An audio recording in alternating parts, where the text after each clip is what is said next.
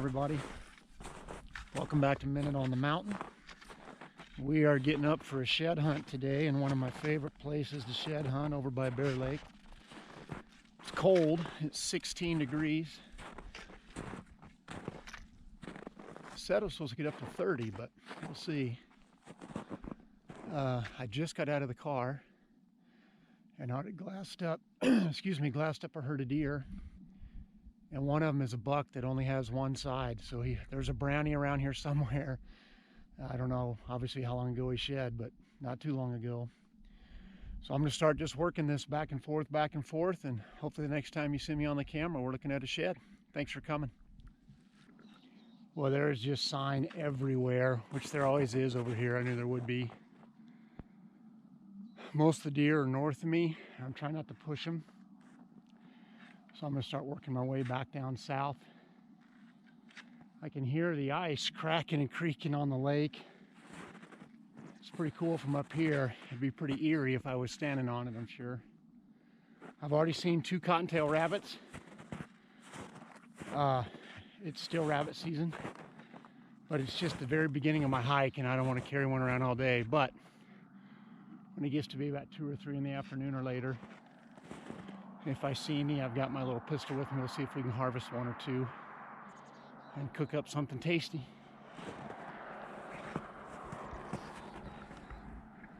Here's looking out over the lake. So you can see I'm not very high yet. I've just been working north and south. I haven't really started climbing. I must have passed at least 500 ice shanties driving around. I wonder if it's the Cisco run. For any of you guys that come up here and do the dip netting for Cisco, let me know if it's the Cisco run. There's just so many guys out today. Every turnout's full of trucks. Just busted another little herd of deer, and there is a big, pretty 3-point in there. He's nice and wide. He's super tall. His front fork on his left side is really wide. His right side's a little crabby. But he's still packing both sides. So some of them have started to shed, but some are still carrying both. I'm going to stay low. I was going to work this little draw, but I don't want to push them up. So I'm just going to keep working south. Cool to see them though. Stopped to take a water break and get a little snack. It's easy to get dehydrated in the winter when it's cold and you just don't feel as thirsty. There's looking out over the lake, all frozen over. It really is cool listening to the ice crack from up here. I'm just under 3 miles. Let's see if we can get this where it's going to show up. Nope, that's even worse. So maybe you won't be able to see it. But basically, I'm just going back and forth, back and forth. Those little blue lines are my tracks. And I hope to hike at least 6. So we're about the halfway point. So we'll get this water and snack, and then we'll get going. Snack for today is a Fit Crunch chocolate peanut butter. 190 calories, 16 grams of protein, and 3 grams of sugar.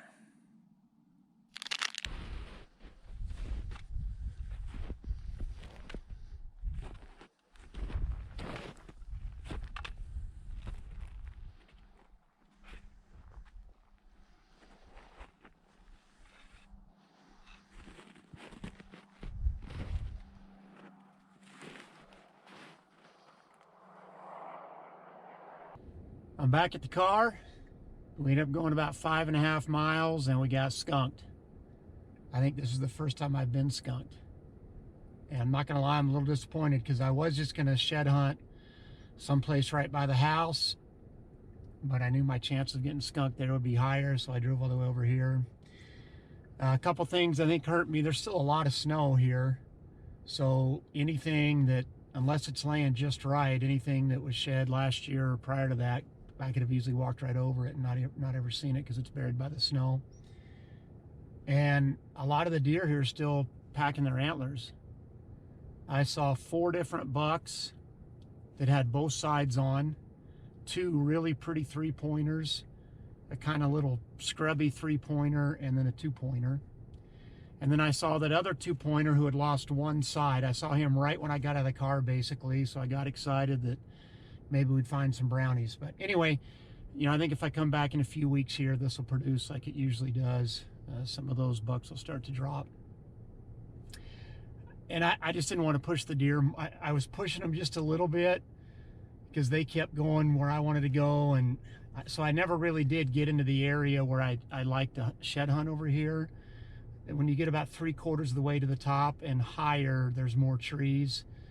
And they bed in there a lot. And I found a lot of antlers there, but that's where they were hanging out. And I just didn't want to push them. So anyway, we'll hopefully have better luck next time out. And hopefully enjoyed seeing the lake frozen over. And we'll do the Minute on the Mountain here in just a second.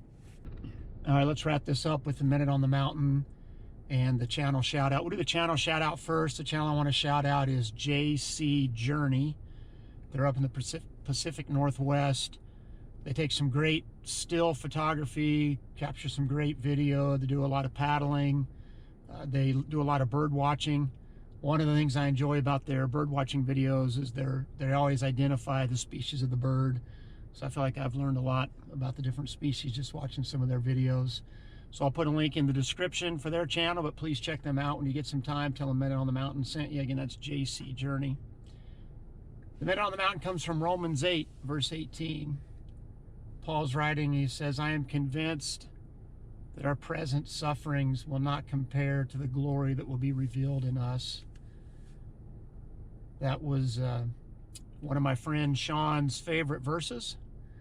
Sean was in one of my Minute on the Mountain videos. I'm going to put a link or a little card up in the top for that. But Sean went to be with Jesus this past Thursday. He had COVID. It hit him really hard. It's just crazy how this COVID thing, I mean, I had some symptoms, but it was basically like a cold. And this guy who's only in his mid-50s gets put on a ventilator and never comes out. Basically, they pulled him off the ventilator Thursday and he passed within 5 minutes. And I think about what his family's going through right now, and I think about the trial that he went through right before he passed, that last month or so. It does not even compare to the glory that's going to be revealed in Sean. I mean, I know for sure Sean loved Jesus, knew Jesus, had faith in Jesus. I know exactly where Sean was ushered into the moment he passed. So there's a selfish part of me that certainly wishes I had more time with him, but man, there's a part of me, honestly, that just rejoices for him. I'm so happy for him that he got to hear, well done, good and faithful servant, and he's basking in the glory of the Savior right now. So Sean, I love you, buddy. Thank you for everything you did for me, your encouragement, your wisdom, and I look forward to seeing you again down the road. Thanks everybody for watching. Check out Romans 8:18 when you have some time. Thanks for coming. God bless.